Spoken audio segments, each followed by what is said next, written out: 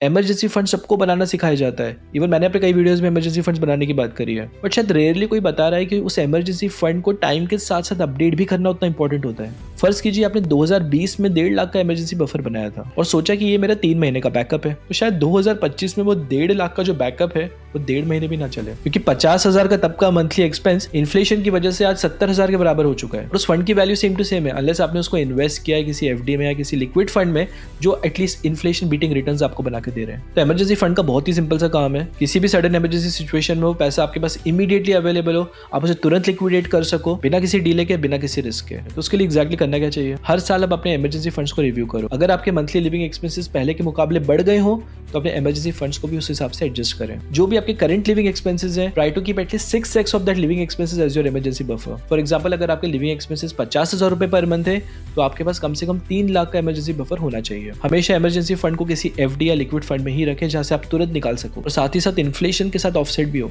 और जैसे जैसे सैलरी बढ़े, इन्फ्लेशन बढ़े, साथ साथ इमरजेंसी फंड्स को भी टॉप अप करें।